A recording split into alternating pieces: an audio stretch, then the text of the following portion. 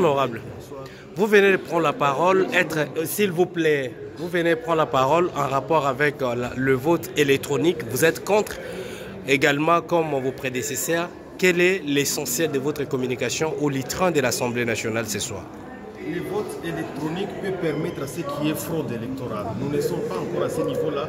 Il y a beaucoup de mathématiciens qui ont prouvé qu'avec des algorithmes, on peut changer l'orientation du choix de l'électeur. Ça veut dire, s'il fallait voter pour un candidat X, on peut orienter les choix vers le candidat Y. Donc c'est vraiment déconseillé. Et même dans le monde entier, quand il y a par exemple divergence de vie sur les votes, on passe par la comptabilité des votes papier, donc des votes manuels. Donc pour le moment, c'est très tôt de dire que la RDC est capable d'assurer une élection avec un vote électronique. C'est erroné de le dire, mais il faut aller dans les systèmes des votes semi-électroniques où il y a la machine qui permet à ce qu'on puisse identifier les candidats pour ne pas transporter beaucoup de papiers, mais la machine imprime des papiers qui seront utilisés par les électeurs pour aller choisir leur candidat et glisser dans l'urne. Alors, nous venons de voter au niveau de l'échéance dernière. Comment aviez-vous jugé par rapport à votre innovation?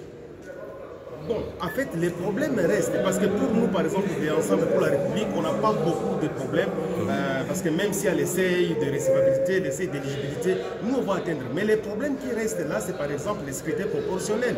Parce que vous savez qu'avec les scrutins proportionnels, on risque de ne pas atteindre encore la majorité parlementaire. Donc il faudra passer encore par des assemblages, faire des coalitions, ce qui est trop dangereux parce que vous avez vu comment ça s'est écoué cette année, cette législative. Donc c'est encore dangereux. Mais aussi, par exemple, il y avait d'autres innovations où il fallait ne pas recourir à l'argent, où il ne faut pas se représenter au même degré. Donc ce sont des innovations qu'il fallait saluer. Mais malheureusement, bon, on n'a pas vu vraiment une bonne volonté de certaines personnes qui n'ont pas voulu que ça se passe comme il faut. Mais sur le plan général, nous pensons que si nous mettons plus de transparence en appuyant des votes semi-électroniques et manuels, en publiant les résultats bureau de vote par bureau de vote, nous pensons qu'avec les témoins qui vont être là, qui vont avoir tous les documents, tous les PV, les élections peuvent être crédibles. C'est ce que nous sommes en train de penser. Monsieur le député national, merci.